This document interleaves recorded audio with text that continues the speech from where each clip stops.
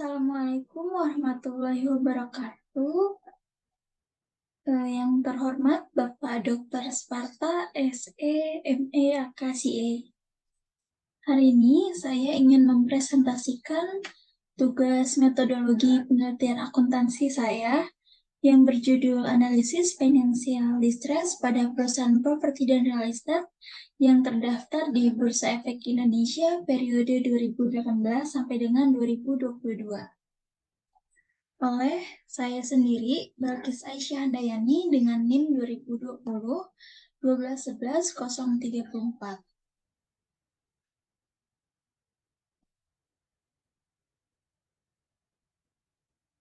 Di sini saya ingin menjelaskan dari bab 1 sampai dengan bab 3. Untuk di bab 1 terdiri dari latar belakang, rumusan masalah, batasan masalah, tujuan penelitian, manfaat penelitian, dan sistematika penulisan. Latar belakang. Latar belakang saya adalah sejauh ini, krisis telah berdampak pada sejumlah negara termasuk Indonesia. Munculnya pandemi COVID-19 telah memperparah dampak krisis yang berakar pada keadaan ekonomi yang sudah rapuh. Industri properti dan real estate sangat terpukul oleh wabah COVID-19.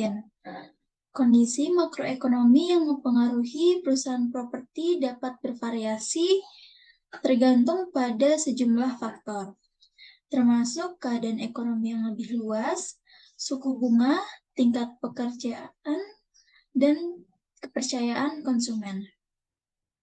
Selama penurunan ekonomi atau krisis permintaan properti dan real estate menurun, yang menyebabkan penurunan harga dan penurunan konstruksi baru. Sama keadaannya dengan yang terjadi di Indonesia. Penurunan terjadi karena daya beli masyarakat turun setelah pandemi COVID-19 melanda. Indeks perusahaan yang bergerak di bidang properti dan real estate turun 29,88% menjadi 658.404. Seperti yang ditunjukkan oleh angka dari Bursa Efek Indonesia. Menurunnya daya beli masyarakat telah menghambat aktivitas di pasar real estate. Menurut Rodoni dan Ali tahun 2010, ada 3 keadaan bahwa sebuah perusahaan akan mengalami financial distress, yaitu karena tidak tercukupinya modal, memiliki terlalu banyak kewajiban, dan mengalami kerugian secara terus-menerus selama beberapa tahun. Kegagalan keuangan dan kegagalan ekonomi adalah 2 penyebab potensial ketidakmampuan atau kegagalan perusahaan. Selama kurun waktu 2018 sampai dengan 2022, industri properti dan real estate telah mengalami delisting dari Bursa Efek Indonesia. Setelah delisting dari Bursa Efek Indonesia pada tahun 2013, PT Pancawira Sakti Tbk dengan simbol saham PWSI menghentikan perdagangan. Pada tahun 2020, Bursa Efek Indonesia menghapus PT Cole Development Tbk dengan simbol saham COWL. Bursa Efek Indonesia juga akan melakukan delisting pada PT Eureka Prima Jakarta Tbk setelah tahun 2021.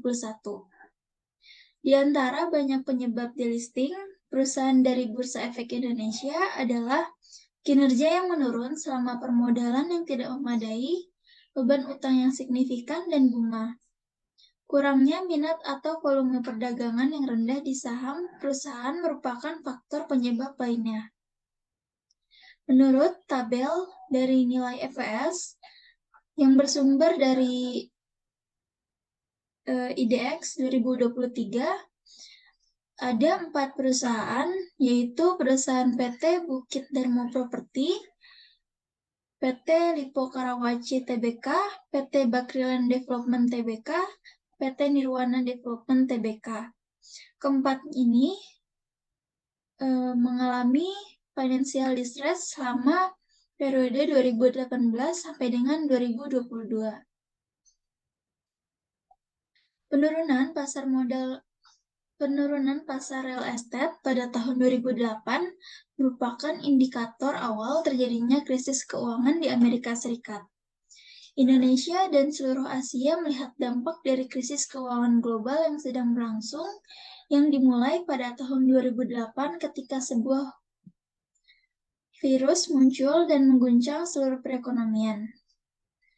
Banyak perusahaan properti dan real estate yang terdaftar di Bursa Efek Indonesia bangkrut. Sebagai konsekuensi langsung, membuat industri ini waspada. Hal ini terjadi karena ketidakstabilan ekonomi di Indonesia.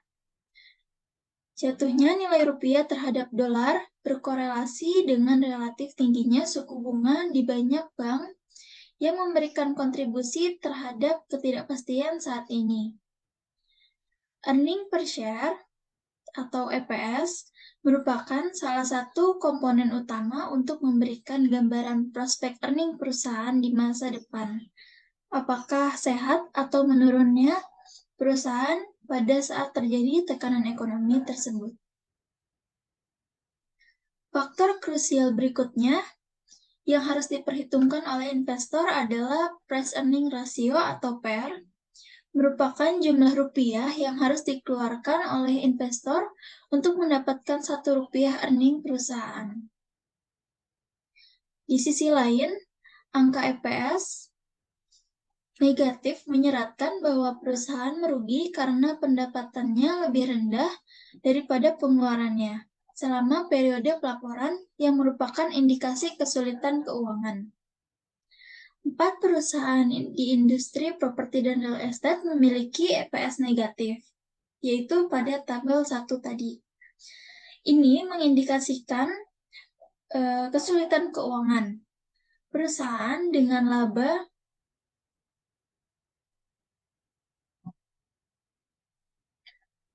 per saham atau earning per share negatif kurang menarik bagi investor karena prospek pertumbuhannya lebih rendah dari rata-rata karena fakta pendapatan tahunannya lebih kecil daripada pengeluarannya.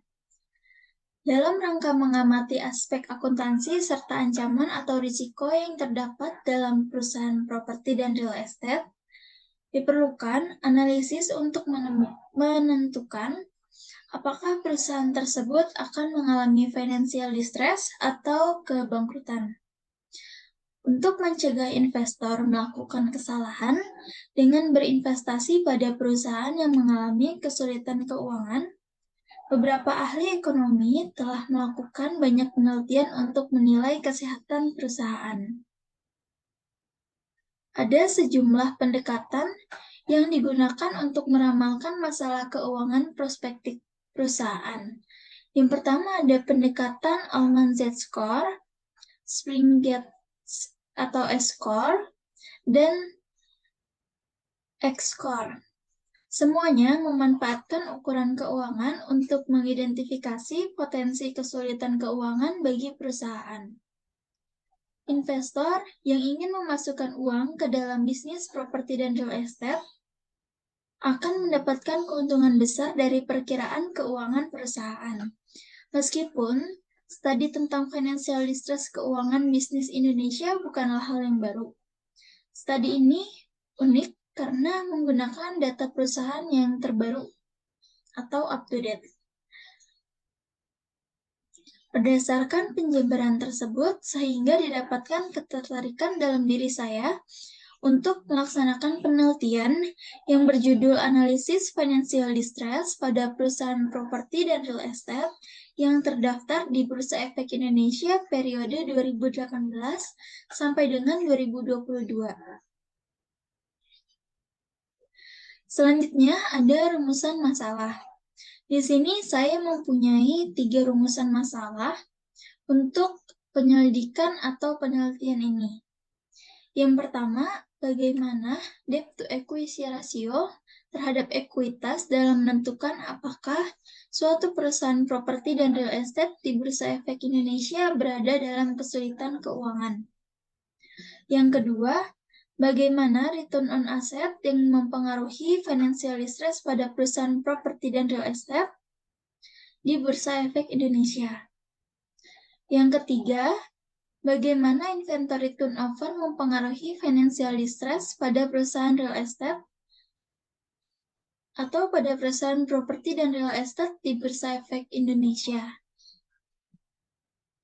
Bab 1 selanjutnya yaitu batasan masalah atau pembatasan masalah. Dilakukan untuk membantu peneliti fokus pada penelitian yang dilakukan dan dapat memberikan kesimpulan yang relevan. Dengan demikian, penelitian dapat mendefinisikan ruang lingkup masalah yang dibahas pada penelitian ini. Yang pertama, data yang digunakan dalam penelitian ini menggunakan data perusahaan sektor properti dan real estate yang terdaftar di Bursa Efek Indonesia periode 2018 sampai dengan 2022. Dalam penelitian, yang kedua, dalam penelitian berfokus pada masalah yang berkaitan dengan financial distress. Bab 1 selanjutnya adalah tujuan penelitian. Tujuan dari penelitian ini berasal dari rumusan masalah yang disebutkan sebelumnya sebagai berikut.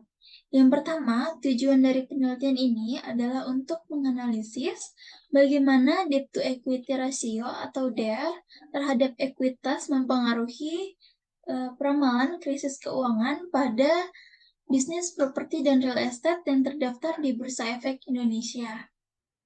Yang kedua, tujuan dari penelitian ini adalah untuk menganalisis dampak return on asset atau ROA terhadap kesehatan perusahaan properti dan real estate di Bursa Efek Indonesia.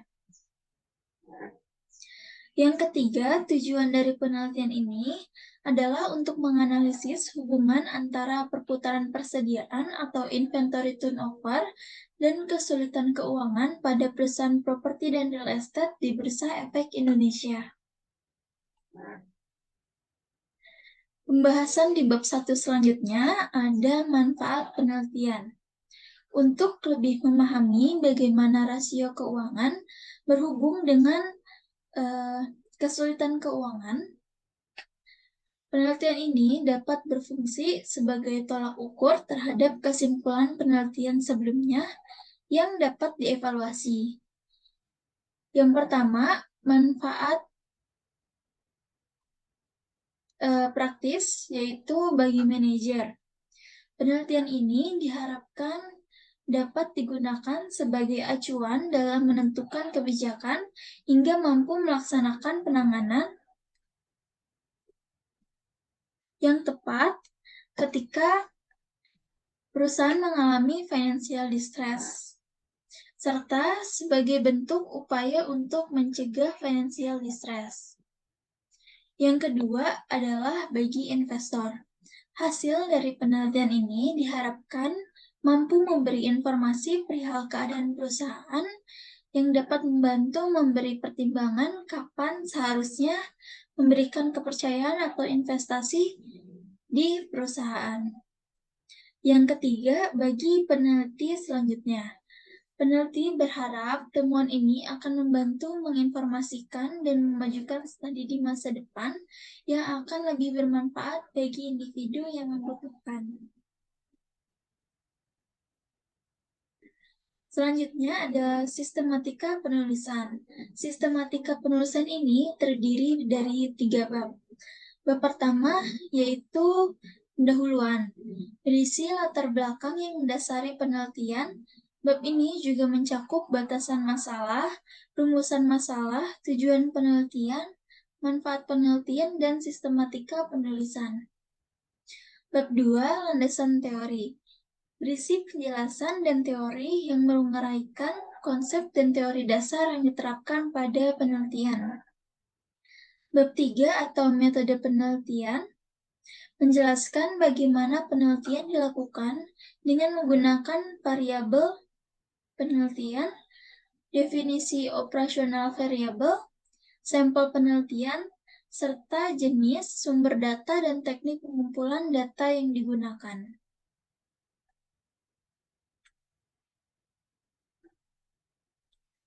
Selanjutnya, ini termasuk bab 2, yaitu landasan teori. Landasan teori yang saya gunakan adalah signaling teori, yaitu menurut Ross, signaling teori mendorong para eksekutif perusahaan yang memiliki informasi lebih banyak mengenai perusahaannya untuk menyampaikan informasi tersebut pada calon investor dalam rangka upaya meningkatkan harga saham perusahaan. Teori sinyal merupakan teori yang mendasari hubungan dari pengaruh kinerja keuangan terhadap nilai perusahaan. Investor dapat mengkategorikan informasi yang diterima dengan menentukan apakah informasi tersebut merupakan berita baik atau good news, atau berita buruk, yaitu bad news, terlebih dahulu. Jika sebuah perusahaan melaporkan laba yang terus meningkat, informasi ini termasuk dalam kategori sinyal baik atau good news karena menunjukkan perusahaan dalam kondisi baik. Sebaiknya, laba yang terus menurun merupakan indikator yang buruk karena mengindikasikan bahwa perusahaan sedang tidak baik dan termasuk dalam kategori sinyal buruk. Laporan keuangan menurut Ikatan Akuntan Indonesia atau IAI merupakan bagian yang tidak terpisahkan dari pelaporan keuangan. Laporan keuangan yang komprehensif biasanya terdiri dari neraca, laporan laba rugi, laporan posisi keuangan yang disajikan dalam beberapa bentuk lain seperti laporan arus kas dan komponen laporan keuangan lainnya. Foster dalam Kusumawardana tahun 2012 menyatakan bahwa perusahaan dapat dikatakan sehat dan memiliki keadaan kinerja yang baik jika menghasilkan laba positif selama 2 tahun berturut-turut. Di sisi lain, sebuah perusahaan berada dalam kesulitan keuangan atau financial distress jika laba yang dihasilkan negatif selama 2 tahun berturut-turut. Pihak eksternal dapat menentukan informasi yang diberikan dalam laporan keuangan berupa angka keuangan untuk menentukan apakah perusahaan dapat melakukan pembalikan arah atau corporate turnaround untuk keluar dari kesulitan keuangan dan mempertahankan kelangsungan hidup jangka panjang perusahaan. Selanjutnya ada analisis rasio keuangan. Menyatakan bahwa rasio keuangan adalah angka yang diperoleh dengan membandingkan pos-pos laporan keuangan yang berbeda dan relevan dan signifikan satu sama lain. Menurut Kazmir dalam bukunya, rasio keuangan adalah proses membagi satu angka dengan angka lainnya untuk membandingkan angka-angka dalam laporan keuangan. Satu komponen laporan keuangan dapat dibandingkan dengan komponen laporan keuangan lainnya atau sebaliknya. Setelah itu, angka-angka yang dibandingkan dapat berasal dari satu waktu atau beberapa periode.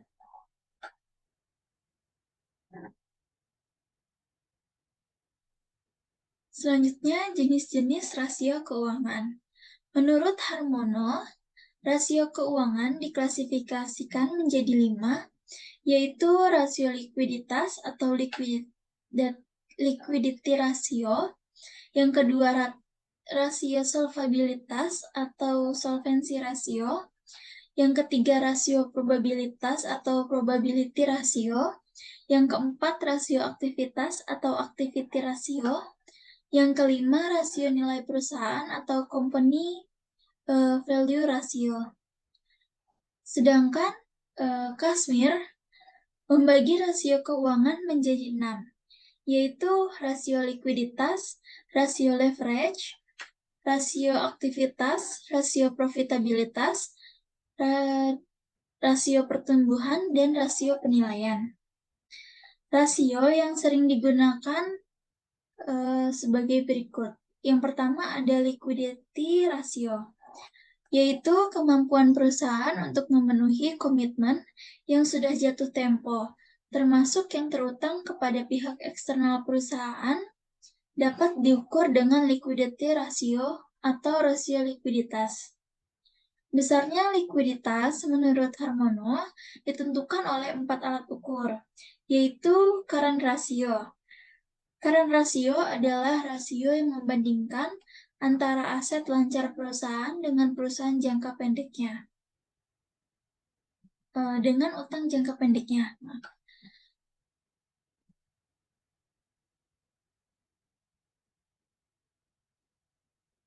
Kasmir menyatakan bahwa rumus yang digunakan untuk menentukan rasio lancar adalah current ratio sama dengan aset lancar dibagi kewajiban jangka pendek.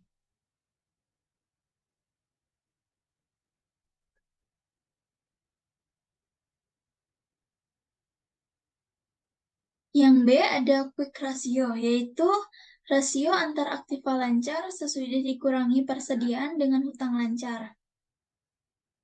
Rasio ini menunjukkan jumlah alat likuid yang dapat digunakan untuk melunasi hutang lancar dengan cepat. Menurut Kasmir, rumus yang digunakan untuk menentukan rasio cepat atau quick ratio adalah aset lancar dikurang persediaan dibagi kewajiban jangka pendek. Selanjutnya ada cash ratio adalah rasio yang membandingkan utang lancar dengan aset lancar yang dapat dikonversi menjadi uang tunai dengan cepat. Harahap menyatakan bahwa rumus yang digunakan untuk menghitung rasio kas yaitu cash ratio sama dengan kas dibagi kewajiban jangka pendek. Berikutnya ada networking capital to total asset atau rasio untuk mengetahui modal kerja bersih terhadap total aktiva. Menurut Harahap, rumus yang digunakan untuk menghitung rasio yaitu aset lancar dikurang kewajiban jangka pendek dibagi total aset. Yang kedua ada rasio leverage. Rasio leverage, indikator hubungan antara modal atau aset perusahaan dengan utangnya adalah rasio leverage. Dengan menggunakan modal atau ekuitas untuk menggambarkan kemampuan perusahaan, rasio leverage dapat menunjukkan seberapa besar pendanaan perusahaan yang berasal dari utang atau sumber lainnya. Rasio ini juga dapat disebut rasio solvabilitas. Menurut Kasmir, ada beberapa jenis rasio leverage yang dapat digunakan. Di antaranya adalah debt to equity ratio, debt to asset ratio, long-term debt to equity ratio, time interest earned, dan fixed charge coverage. Saya akan membahas penjelasan dari rasio yang sudah saya sebutkan, yaitu debt to equity ratio. Mengukur seberapa besar utang yang digunakan perusahaan untuk membiayai aset atau seberapa besar utang berdampak pada bagaimana perusahaan mengelola asetnya. Rasio ini ditentukan dengan membandingkan total utang dengan total aset perusahaan. Yang kedua ada debt to asset ratio. Debt to equity ratio adalah rasio yang digunakan untuk menilai bagaimana ekuitas terkait. Rasio ini dapat digunakan untuk menentukan beberapa banyak uang yang telah dikontribusikan oleh peminjam dibandingkan oleh pemilik perusahaan. Menurut Kasmir, rumus yang digunakan untuk menentukan rasio utang terhadap ekuitas yaitu debt to equity ratio sama dengan total kewajiban dibagi dengan total ekuitas. Selanjutnya ada long-term debt to equity ratio, merupakan rasio yang membandingkan modal perusahaan dengan hutang jangka panjangnya.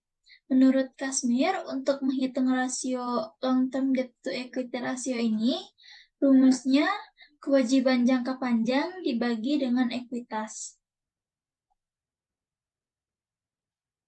Selanjutnya ada time interest atau TIE, merupakan rasio yang mengukur seberapa baik perusahaan dapat membayar hutangnya dengan menggunakan laba sebelum pajak. Menurut Kasmir, rasio ini dapat dihitung dengan menggunakan rumus time interest earned sama dengan laba sebelum bunga dan pajak atau EBIT dibagi biaya bunga. Yang terakhir ada fixed change coverage, merupakan rasio yang menyerupai rasio pendapatan bunga. Perbedaannya adalah rasio ini digunakan ketika perusahaan memiliki utang jangka panjang atau menyewa aset melalui kontrak sewa. Beban bunga ditambah kewajiban sewa tahunan jangka panjang atau biaya yang dianggap terjadi secara periodik disebut biaya tetap. Menurut Kasmir, rasio ini dapat dihitung menggunakan rumus EBIT ditambah biaya bunga ditambah kewajiban sewa dibagi biaya bunga ditambah kewajiban sewa.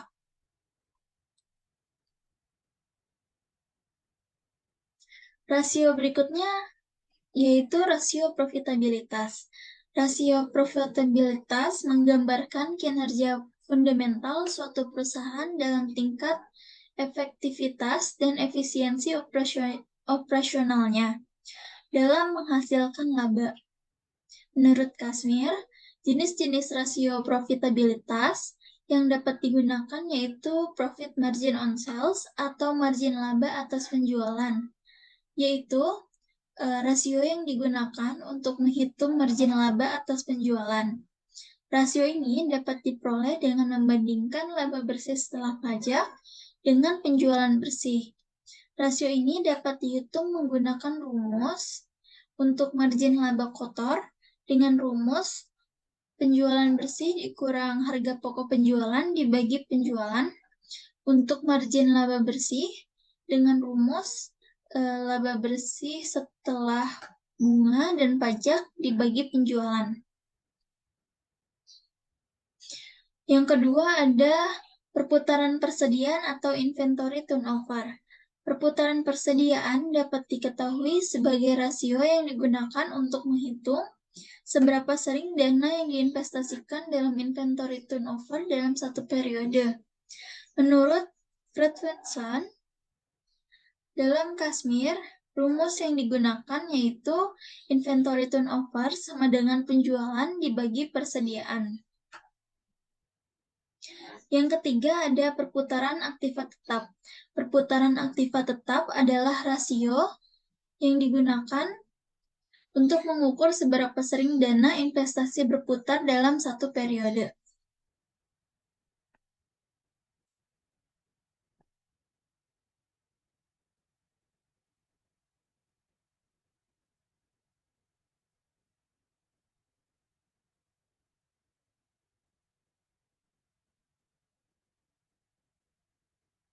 Selanjutnya,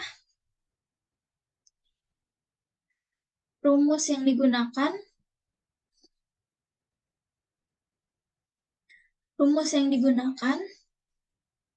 yaitu penjualan dibagi persediaan. Selanjutnya ada perputaran aktiva tetap atau rasio yang digunakan untuk mengukur seberapa sering dana investasi berputar dalam satu periode. Rumus yang digunakan yaitu perputaran aktiva tetap sama dengan penjualan dibagi aktiva tetap. Selanjutnya ada perputaran kas. Rasio ini dapat dihitung dengan rumus penjualan dibagi rata-rata kas. Selanjutnya, financial distress. Financial distress adalah keadaan di mana perusahaan tidak mampu memenuhi kewajiban jangka panjangnya. Menurut Ramadhani, Krisis keuangan adalah suatu keadaan di mana arus kas operasi perusahaan tidak mencukupi untuk menutupi kewajiban saat ini, seperti utang perusahaan, utang usaha, dan beban bunga, sehingga memaksa perusahaan melakukan tindakan perbaikan. Menurut Brahmana, menyatakan penyebab berlangsungnya financial distress adalah tidak mampunya perusahaan untuk mengelola dan pelindungan kinerja keuangan perusahaan yang dapat dimulai dari kegagalan promosi produk yang menurunkan penjualan menyebabkan kerugian operasional. Oleh karena itu, perusahaan harus mengantisipasi kesulitan keuangan. Jika kondisi keuangan dapat diprediksi, perusahaan dapat melakukan tindakan untuk mencegah kebangkrutan. Menurut Foster, menyatakan terdapat 4 keadaan untuk membagi dalam beberapa golongan. Kategorinya ada non-bankrupt dan bankrupt. Yang pertama, berdasarkan tabel tersebut, dapat dijelaskan untuk menunjukkan bahwa kondisi pertama adalah keadaan perusahaan yang tidak mengalami kebangkrutan atau financial distress. Kondisi kedua menunjukkan keadaan perusahaan yang tidak mengalami kebangkrutan tetapi mengalami financial distress.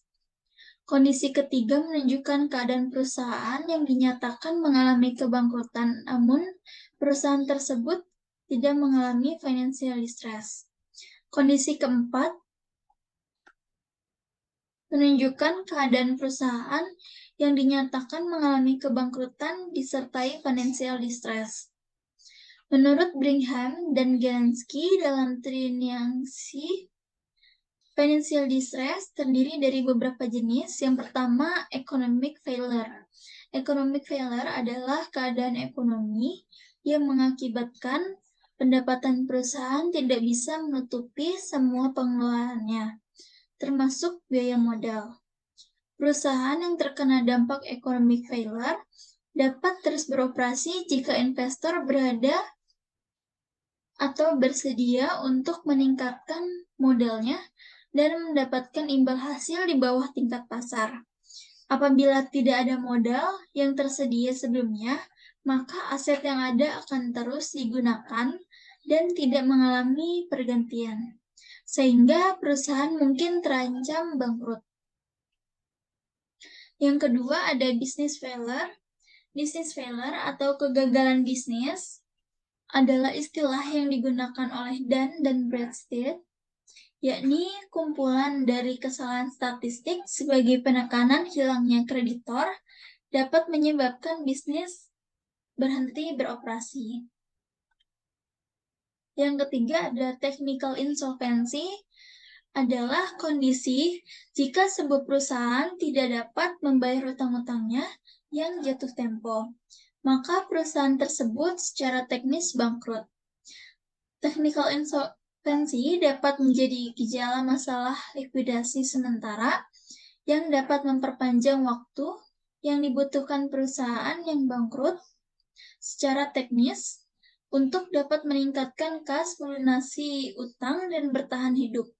Dengan kata lain, jika technical insolvency adalah gejala dari economic failure, maka hal ini bisa menjadi tanda kesulitan keuangan. Menurut Foster dalam Almelia dan Christie, ada beberapa penanda financial distress yang mungkin terjadi, yaitu analisa laporan arus kas untuk periode saat ini dan periode yang akan dianalisis. Kegunaan dari informasi ini secara khusus berkonsentrasi untuk menunjukkan masalah kesulitan keuangan pada periode yang dicakup. Yang kedua, analisa terhadap corporate strategi. Analisa ini mempertimbangkan pesaing, potensial perusahaan dalam hal struktur biaya relatif, kemampuan manajemen untuk mengendalikan biaya dan kualitas manajemen. Yang ketiga, analisa laporan keuangan dengan membandingkan dengan laporan keuangan perusahaan lain. Yang keempat, variabel eksternal seperti seperti return sekuritas dan riset obligasi. Teknis paling banyak digunakan untuk menganalisis laporan keuangan adalah rasio keuangan.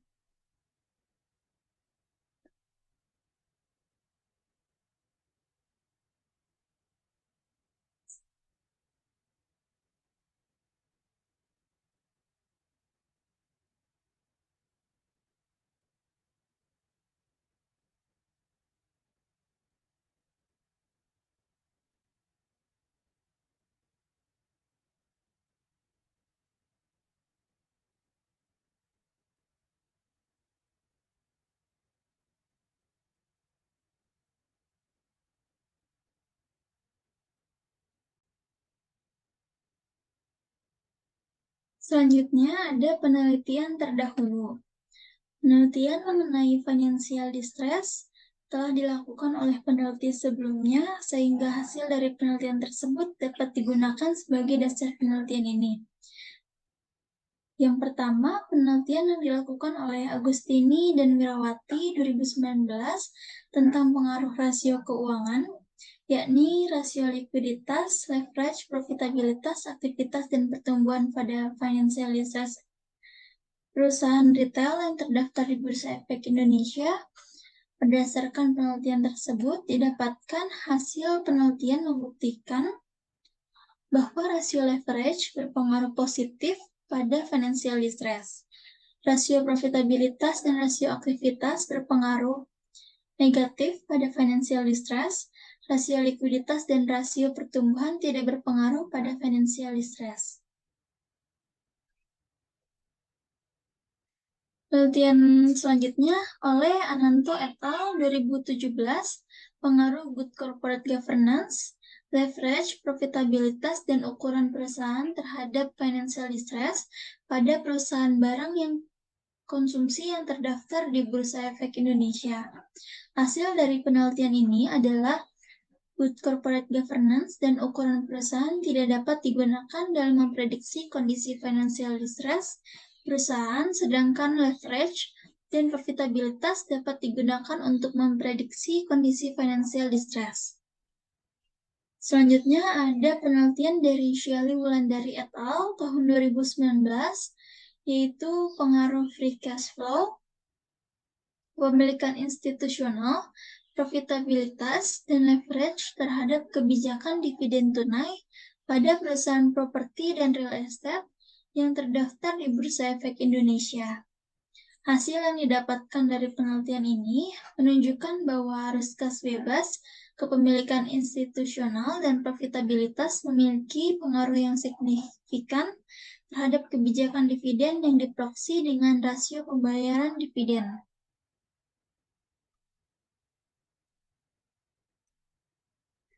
Penelitian selanjutnya ada penelitian dari Putri Syuhada et al. Tahun 2020, pengaruh kinerja keuangan dan ukuran perusahaan terhadap financial distress pada perusahaan properti dan real estate di Bursa Efek Indonesia. Hasil dari penelitian ini adalah likuiditas, leverage, profitabilitas, aktivitas, arus kas, ukuran perusahaan berpengaruh terhadap financial distress. Penelitian selanjutnya juga dilakukan oleh Akuntansi et al. Tentang pengaruh free cash flow, kepemilikan institusional, profitabilitas dan leverage terhadap kebijakan dividen tunai pada perusahaan properti dan real estate yang terdaftar di Bursa Efek Indonesia. Hasil yang didapatkan menunjukkan bahwa arus kas bebas, kepemilikan institusional, dan profitabilitas memiliki pengaruh yang signifikan terhadap kebijakan dividen yang diproksi dengan rasio pembayaran dividen.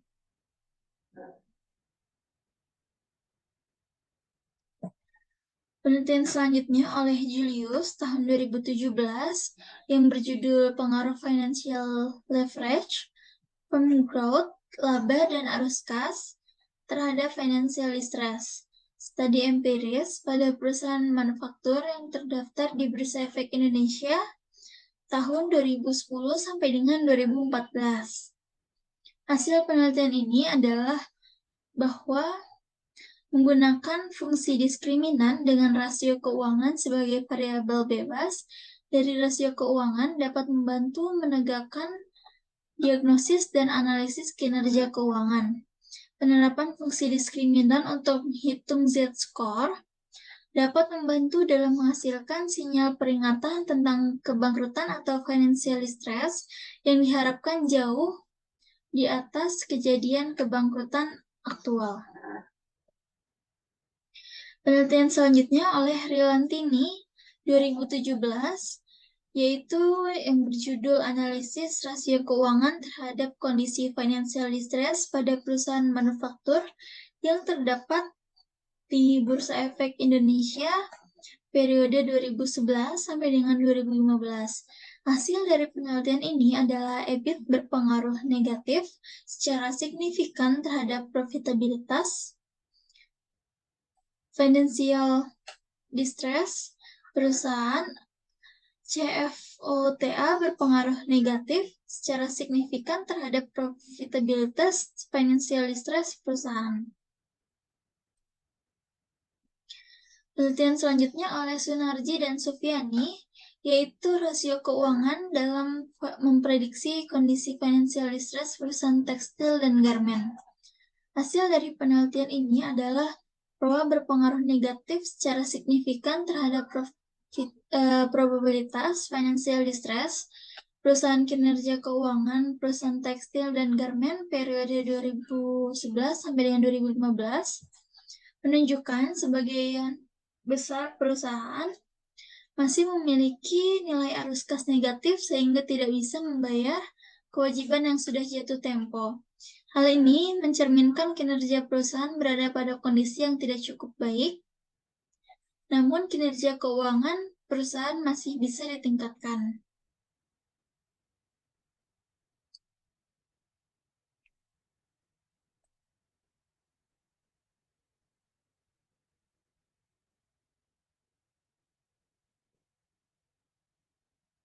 Selanjutnya, kerangka konsep atau kerangka penelitian.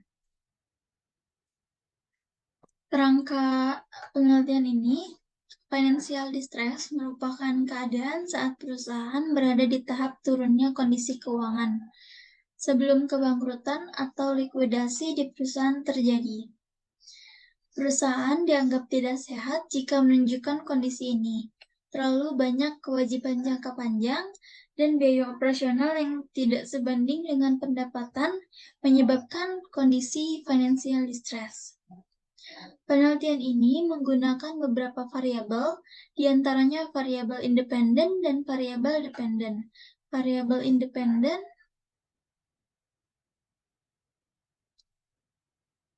dalam penelitian ini berupa rasio keuangan yang terdiri dari rasio likuiditas, profitabilitas, leverage, dan aktivitas. Rasio ini adalah indikator untuk mengetahui kemungkinan terjadinya financial distress perusahaan. Variabel dependennya berupa financial distress yang dikategorikan menjadi dua kelompok, yaitu kelompok pertama, perusahaan yang memiliki laba bersih atau net income negatif secara 2 tahun berturut-turut. Yang kedua, perusahaan memiliki laba bersih net income positif selama 2 tahun berturut-turut, tidak mengalami financial distress. Untuk gambar kerangka konsepnya, di sini ada current ratio X1, debt to equity ratio X2, return on asset X3, inventory turnover X4 terhadap financial distress. Dari kerangka konsep pada gambar 2.1 menjelaskan mengenai seberapa besar pengaruh rasio keuangan terhadap financial distress suatu perusahaan.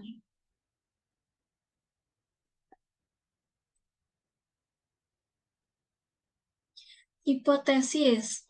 Hipotesis adalah dugaan sementara atau kesimpulan sementara atas masalah yang hendak diteliti. Perumusan hipotesis didukung oleh literatur yang ada. Hipotesis penelitian ini didasarkan pada penelitian-penelitian sebelumnya. Yang pertama, hipotesis 1 diduga bahwa current ratio berpengaruh signifikan terhadap kondisi financial distress perusahaan. Hipotesis kedua diduga bahwa debt to equity ratio berpengaruh signifikan terhadap kondisi financial distress perusahaan. Hipotesis ketiga diduga bahwa rasio return on asset berpengaruh signifikan terhadap kondisi financial distress perusahaan. Hipotesis keempat diduga bahwa inventory turnover berpengaruh terhadap kondisi financial distress perusahaan.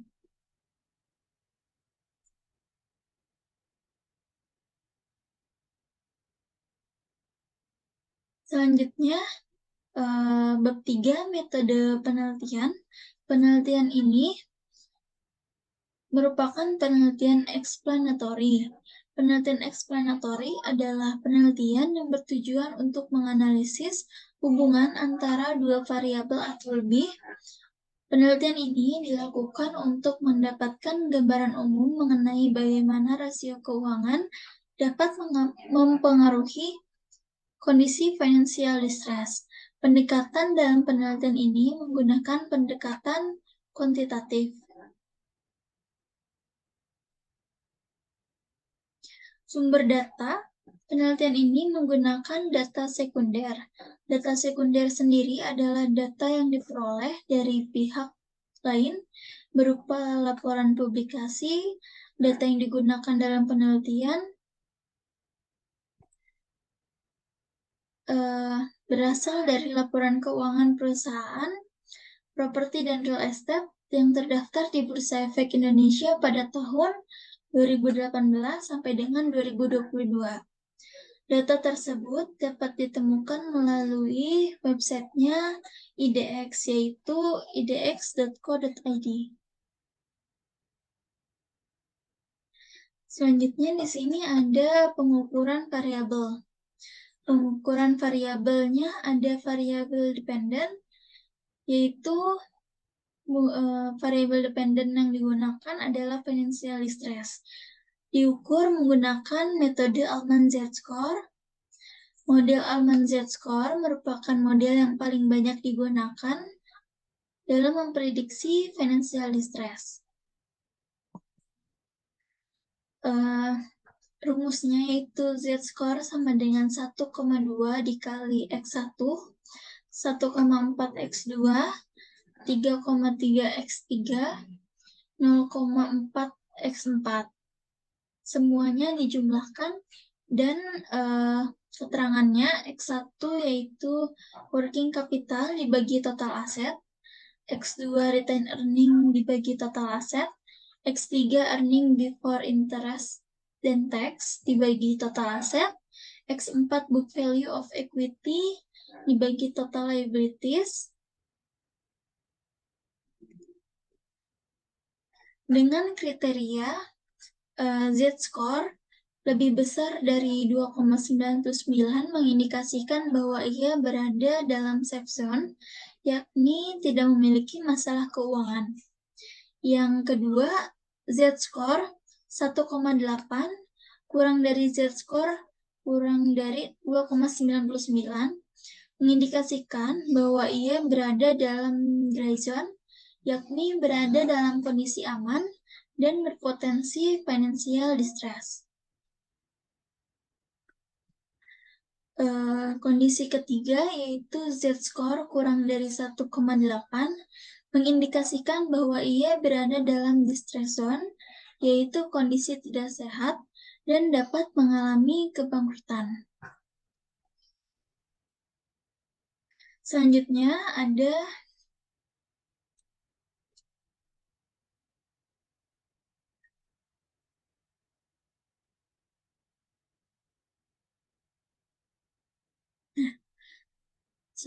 ada pengukuran variabel independen. Berdasarkan hipotesis yang tadi sudah disebutkan, diketahui 4 variabel yaitu current ratio, return on asset, debt to equity ratio, dan inventory turnover. Current ratio menurut Kashmir, rasio ini digunakan untuk membandingkan antara aktiva lancar yang dimiliki perusahaan dengan hutang lancar. Dengan rumus, current ratio sama dengan aset lancar dibagi kewajiban jangka pendek. Yang B, ada return on asset, yaitu rasio yang menunjukkan berapa besar laba bersih yang diperoleh perusahaan bila diukur oleh nilai aktiva perusahaan. Rumusnya yaitu laba sebelum pajak dan pajak dibagi total aset. Yang ketiga, debt to equity ratio atau DER. Rasio yang digunakan untuk menilai hubungan hutang dengan ekuitas. Rasio ini berguna untuk mengetahui jumlah dana yang disediakan peminjam dengan pemilik perusahaan menurut Kashmir. Dapat dihitung dengan rumus total kewajiban dibagi total ekuitas.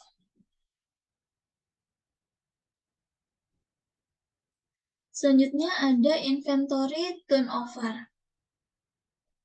Perputaran persediaan, rasio yang digunakan untuk mengukur berapa kali dana yang diinvestasikan perusahaan berputar dalam satu periode. Rumusnya, penjualan dibagi persediaan.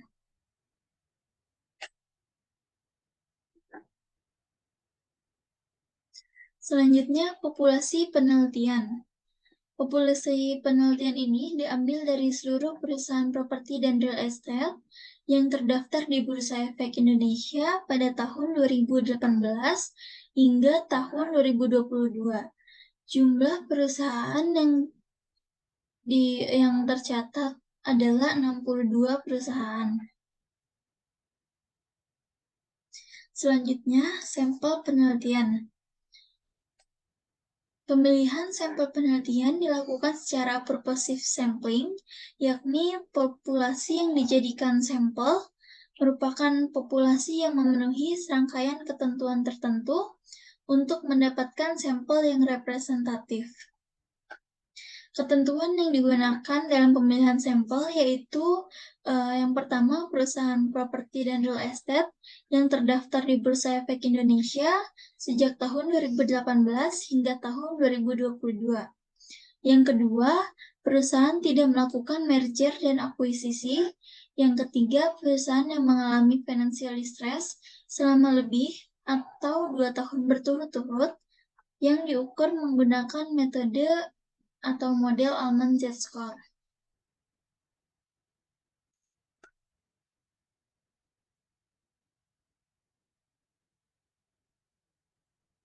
Selanjutnya ada metode pengumpulan data. Untuk memperoleh data yang diperlukan dalam penelitian ini, peneliti menggunakan metode dokumentasi dari informasi yang dipublikasikan oleh perusahaan properti dan real estate yang terdaftar di Bursa Efek Indonesia melalui situs resminya. Metode pengumpulan data informasi juga mencakup tinjauan pustaka atau library research, yaitu dengan mempelajari teori-teori dan konsep-konsep yang berkaitan dengan permasalahan yang diteliti dari buku-buku dan jurnal guna memperoleh landasan teoritis. Selanjutnya ada teknik analisis data. Teknik analisis data yang digunakan dalam penelitian ini adalah teknik analisis data kuantitatif. Teknik analisis data kuantitatif adalah teknik analisis yang menggunakan rumus-rumus tertentu yang didapat dari suatu proses pengujian. Terdiri dari dua, yaitu analisis statistik deskriptif dan analisis regresi linear berganda. Untuk analisis statistik deskriptif digunakan untuk memeriksa dan menyajikan data kuantitatif. Data yang akan dianalisis adalah gambaran perusahaan yang menjadi sampel dalam penelitian ini.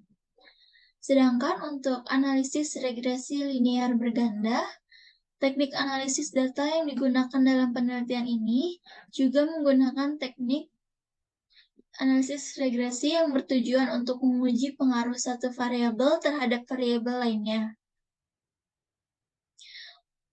Variabel yang dipengaruhi disebut variabel dependen, sedangkan variabel yang mempengaruhi disebut variabel independen. Regresi yang hanya memiliki satu variabel dependen dan banyak variabel independen disebut analisis regresi linear berganda. Dengan persamaan yaitu Y sama dengan alfa ditambah beta 1 X1 ditambah beta 2 X2 ditambah beta 3 X3 ditambah beta 4 X4 dan error. Y financial distress, alfa konstanta, B koefisien, X1 current ratio, X2 debt to equity ratio, X3 ROA, X4 inventory turnover, dan E error.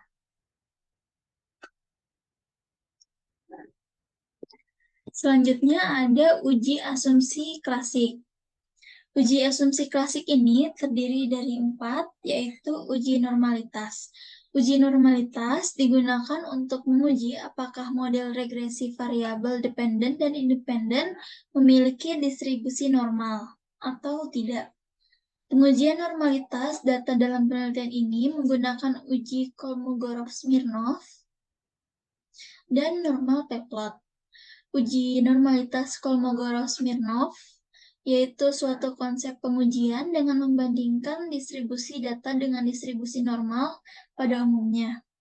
Dengan tingkat signifikansi 0,05, populasi data dikatakan normal apabila hasil uji Kolmogorov-Smirnov lebih besar dari 0,05. Untuk uji normalitas dengan normal p-plot, suatu variabel dikatakan normal jika gambar penyebaran titik-titik data menyebar di sekitar garis diagonal dan penyebaran titik-titik data searah mengikuti garis diagonal. Selanjutnya ada uji autokorelasi, yaitu dengan uji Durbin-Watson. Uji autokorelasi bertujuan untuk mengetahui apakah terdapat korelasi antara residual pada periode T dan residual pada periode T-1 dari model regresi linear. Autokorelasi terjadi apabila terdapat observasi yang berurutan waktunya satu dengan yang lain. Model regresi yang baik tidak memiliki autokorelasi. Untuk mengetahui adanya autokorelasi adalah dengan uji Durbin-Watson.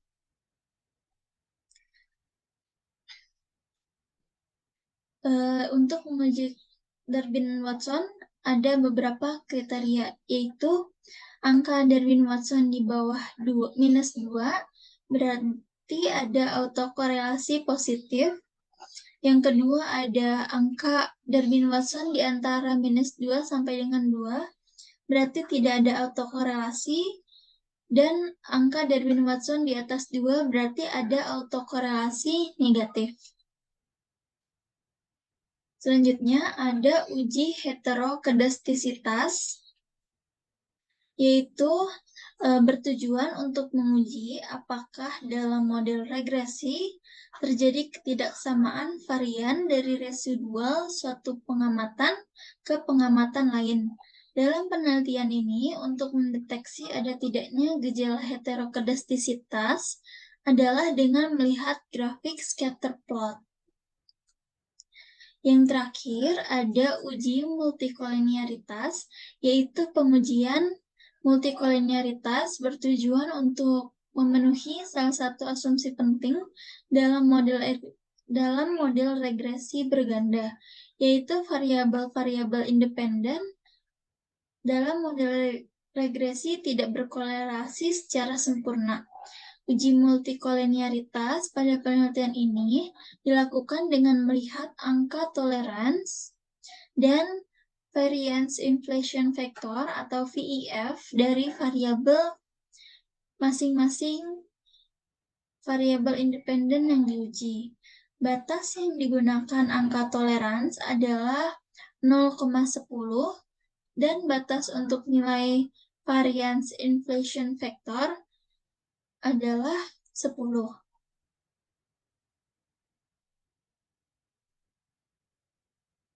Sekian presentasi metode penelitian saya.